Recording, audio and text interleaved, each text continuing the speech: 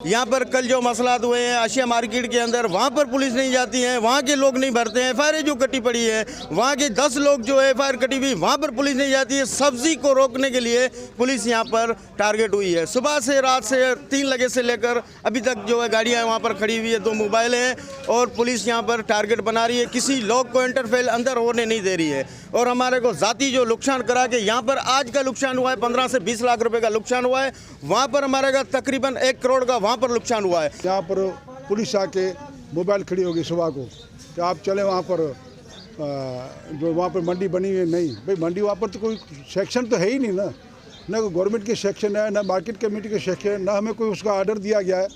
ऐसे तो हमें पहले उठ के गए थे, जो हमारा 20-25 लाख खर्चा करा दिया। वो भी प्राइवेट है, ये भी प्राइवेट, वही प्राइवेट थी, ये भी प्राइवेट। हम आके वापस बैठ गए। हम तो हमें यहाँ पर बना हुआ हमारा सामान बना पड़ा, हमारा जे बने पड़े। आज हमारा नुकसान हो गया ना, जो माल आया तो हमारा वापस कर दिया पुलिस ने यहाँ से, है ना। यहाँ पर कोई आदमी व्यापारी आना है, उसको आने नहीं दे रहे हैं कि नहीं निकलो यहाँ से, जाओ यहाँ से, है ना। हमारा कहते 10-15 लाख के आज ही नुकसान कर दिया उन्होंने। पहले तो हमारी मंडी मूमल टाउन पे इन्होंने हमारे को बिठाया, टाउन नाज़िम ने बोला आपको अथॉराइज लेटर देता हूँ, आप यहाँ पर बैठो, अपने बच्चों को कारोबार करो। असल में वो ज़मीन माना मूमल टाउन वालों की है और मालियों की ज़मीन है, उनके ऊपर बिठा दिया। हमने 70-80 लाख की उसके ऊपर भराई कराई, ना अथॉराइज लेटर दिया, फिर उठा के हमारे को वहाँ पर फेंक दिया। बोला आपने हमारे को लिख कर दिया, अभी इधर जाके कारोबार करो। आज इधर सुबह अल्लाह बोल दिया, लोग हीरोइन बेच सकते हैं, चर्च बेच सकते हैं, हीरोइन अफीम बेच सकते हैं, हम अपनी सब्जी का कारोबार नहीं कर सकते।